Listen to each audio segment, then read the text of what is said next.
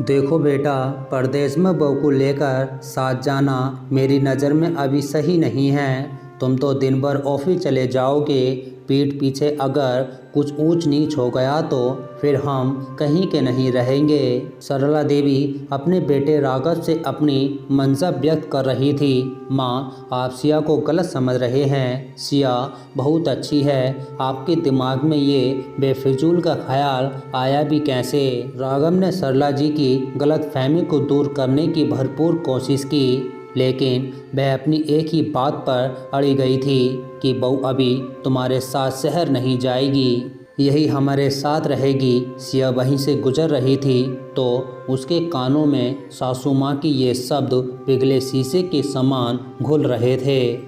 सिया और राघव की शादी परिवार में सभी की मर्जी से हुई थी। जहां सिया देखने में बहुत खूबसूरत थी, वहीं राघव सामान्य शकल सूरत का था, लेकिन उसके स्वभाव और बुद्धि का लोहा सभी मानते थे।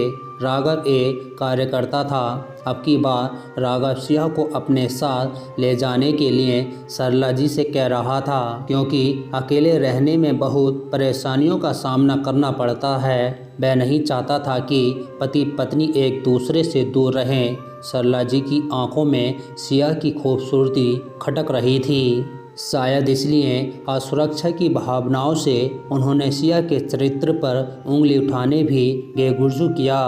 सिया सब कुछ बर्दाश्त कर सकती थी, लेकिन इस तरह की उसके चरित्र पर शक करना उसके आत्मसम्मान को गंवारना था। सासू माँ, आपने किस बिना पर मेरे चरित्र पर सवाल उठाया है कि राघव जी तो ऑफिस चले जाएंगे और उनकी पीठ पीछे मैं कुछ ऊंच नीच कर दूंगी? सीधे सीधे सिया ने सरला जी से पूछ लिया।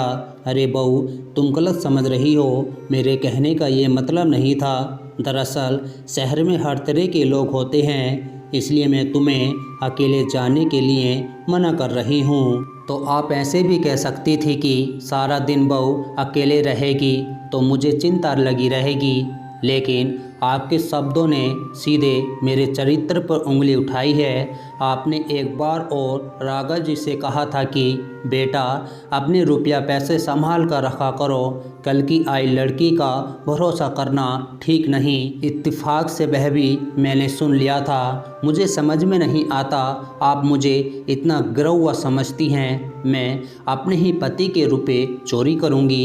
अब अगर राघव जी मुझे अपने साथ नहीं ले जाएंगे तो मैं आपके साथ नहीं रहूंगी, क्योंकि अब मुझे आपका भरोसा नहीं। पता नहीं आप कि झूठे इल्ज़ाम में कब मुझे फंसवा दें। राघव जी आपसे हाथ जोड़कर विनती है, अगर आप मुझे अपने साथ ले चल रहे हैं तब तो ठीक है, वरना मुझे मैके छोड़ दीजिए, क्योंकि अगर पति के साथ नहीं तो कहीं नहीं। इतना कहकर सिया अपने कमरे में चली गई। उसके आंसू थमने का नाम ही नहीं ले रहे थे। सची तो है, जिस घर में उसके ऊपर हर बात में उंगली उठाई जाए, आखिर उस घर में ये पति के बगैर कैसे? सरला जी के द्वारा लगाए गए इल्ज़ाम राघव की सहन शक्ति से भी परे थे। आखिर जिससे वह 7 फेरों के साथ विवाह कर लाया था, वह ऐसे ही किसी की मनगढ़ंत सोच के बलबूते तो उसे छोड़ नहीं सकता। इसलिए राघव ने भी सरला जी से साफ साफ कह दिया, माँ, सिया मेरी पत्नी है, उसके मान सम्मान की रक्षा करना मेरा फ़र्ज़ है। सिया हमेशा मेरे साथ ही रहेगी। अपने मंसूबों पर पानी फिरता हुआ देखकर सरला जी को कुछ समझ में नहीं आ रहा था। कहाँ तो वह सोच रही थी कि बहू को बेटे की नज़रों में बुरा बनाकर अपने साथ रखूंगी, लेकिन यहाँ तो उनकी सोच के विपरीत सब कुछ हो गया। अब ज़माना बदल गया है। अपने अपने अधिकारों के प्रति हर इंसान जागरूक है। बेवजह शक और इल्ज़ाम कोई बर्दाश्त नहीं कर सकता। अधिकार परिवारों में देखा जाता है कि नई बहू को हमेशा शक की नज़रों से देखा जाता है, और जब कभी वह अपने लिए इस तरह की बातें सुन लेती हैं तो उसके लिए सहन करना मुश्किल हो जाता है। आखिर एक बेटी के माता पिता भी तो विश्वास करके अपने कलेजे का टुकड़ा अनजान व्यक्ति को सौंपते हैं। जब विश्वास की नींव ही कमज़ोर हो तो रिश्तों की मजबूत इमारत कैसे खड़ी होगी? तो दोस्तों, आपको हमारी कहानी अच्छी लगी हो तो प्लीज़ लाइक कमेंट सब्सक्राइब कर लेना। जब तक के लिए धन्यवाद।